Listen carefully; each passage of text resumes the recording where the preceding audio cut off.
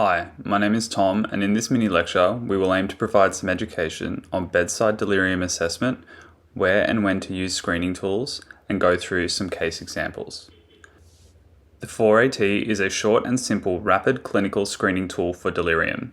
It is commonly used in clinical practice, does not require any specialized training, so can be completed by medical and allied health staff. It has been tested many times and validated across several patient populations and locations. A 2020 meta-analysis, Teagues et al., looked at 17 studies and found that the 4AT had pooled sensitivity and specificity of 88%. The 4AT is scored over 4 different domains including alertness, orientation, or abbreviated mental state, attention, and assessment of acute changes or fluctuations over time. This is an incredibly useful and powerful screening tool. However, it is important to remember that delirium is a clinical diagnosis, and a positive 4AT does not suggest diagnostic confirmation for delirium. You must always see the patient yourself, take a history, including collateral, examine them, and develop your own impression of the patient. We'll now go over each section of the 4AT. Alertness. An experienced clinician can often get a strong impression of this while approaching the bed. Remember, assessment starts with your observations. Look at their eyes. Are they open? Are they asleep or drowsy? Consider whether the patient is interacting with the environment appropriately. Are they interacting with health staff or responding to noise in the environment? These subtle observations can provide a lot of valuable information. Orientation. A simple approach to this can be PPT, or person, place, and time. Does the patient know their age and date of birth? Do they know the year, month, and day? Remember, you must assess all of these, and they must be able to recall all 3. There may be some clinical consideration for patients that may not be able to recall the day, but remember the date, particularly in patients who have a clinical history that may explain their deficit. Finally, does the patient know where they are? What type of building are we in? What is the name of the building? What is the name of the suburb or city we are in? These questions can help you as a clinician assess their orientation to place. Attention. This is a simple task-orientated assessment. Ensure you are clear with your instructions and the patient understands the task before starting. Start by explaining the task and then ask, so can you tell me the months of the year going backwards, starting at December? Occasionally, patients will be confused why you are asking these questions. Reassure them that they can seem strange or silly, but it is a part of your standard assessment and that it helps you to ensure you are providing them with the best possible care. Acute change or fluctuating course. Is there evidence of changes in alertness, cognition, or other mental function over time? This may be obvious in a patient that has been an inpatient for some time, and the team has been monitoring their mental status as part of their care. However, this can become more challenging for a first presentation to hospital or the first time you've seen a patient on board call. Sometimes you can obtain collateral history from nursing staff, residential facilities, or family to help you determine the answer to this domain. The 4AT has been validated and can be used across multiple clinical and non-clinical settings.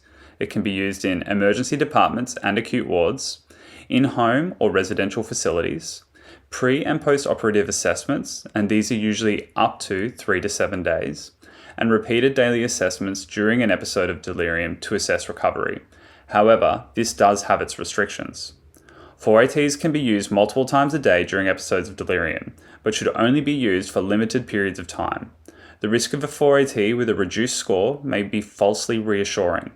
Firstly, this has the potential to impact on inpatient management with removal or cessation of nursing and/or medical interventions, which may increase the risk of inpatient complications.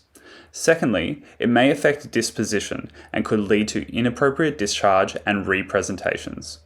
If longer assessment is required, then observational tools are indicated. This is a clinical decision to be made by a senior clinician. So let's go over some cases. This is a 75-year-old female from nursing home and is day 3 for management of infective exacerbation of COPD. Has been treated with IV antibiotics and stepped down to oral antibiotics. The PT has been afebrile for 24 hours and hemodynamically stable. The pool nurse working today has completed a 4AT this morning with a score of 3. They had some concerns for delirium. The patient made one mistake for orientation and they were inattentive. They're hemodynamically stable now and afebrile. They have an ongoing oxygen requirement, weaned to 1 litre nasal prongs, and they were on 2 litres nasal prongs on admission. They have a history of multiple admissions in the last 12 months for infective exacerbation of COPD, requiring IV antibiotics for at least one of these admissions. They have a past medical history of hypertension, dyslipidemia, heart failure with preserved ejection fraction, and depression. So, what do you think? Does this patient have delirium? A score of 3 should raise your suspicion to cognitive impairment, but does not rule out delirium. As previously mentioned, always assess the patient yourself. Delirium is a clinical diagnosis. Case number 2. 87 male, lives alone and has been referred to the ED by his GP for 3 months of progressive functional decline, decreased exercise tolerance, and not coping at home, but just seems worse today. Has a past medical history of TIAs, paroxysmal AF, which is medically optimized, migraines, and a history of recurrent falls. They're currently hemodynamically stable and afebrile. Bloods reveal a microcytic anemia and has a history of the same, AKI on CKD with a GFR of 43, hypoalbuminemia, and electrolytes are normal.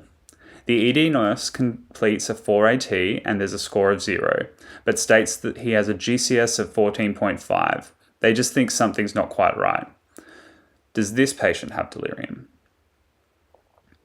So a score of 0 is reassuring, but what is a GCS 14.5? We know there is no such thing as a GCS 14.5, but clinically you may hear this terminology being used by nursing staff to describe someone that is answering all the questions correctly, but they still may have some concerns for cognition. You should consider a formal cognitive assessment of the patient. Discussions with your seniors, whether it is appropriate to do this as an inpatient or outpatient, would be appropriate. Case number 3. A 73-year-old female from a high-dependency dementia care unit has been admitted for fevers and malodorous urine, confirmed UTI on MCS with cultures pending. Empirical treatment has been started in the emergency department. You are the resident on the treating team the following day of admission and have been asked by your team to assess this patient's delirium. You look through the documentation and a 4AT of 8 out of 12 was documented by the admitting intern in ED. Do you think this is delirium? So a score of 8 is very concerning. However, from the vignette, you should consider a few factors which may lead to an inappropriate score. You should consider whether the ED intern had the time and resources to complete this accurately. It is likely that this intern has had 2 or 3 patients at one time, one with chest pain, the other with a non-displaced fracture requiring a back slab that they've been asked to do, but have only once completed on a friend in medical school. If there is no documented evidence of collateral from staff at the nursing facility, family, or bedside carers that describe an acute fluctuation, then this should raise some flags in your own mind and make you want to review the patient yourself and obtain your own history. Thank you.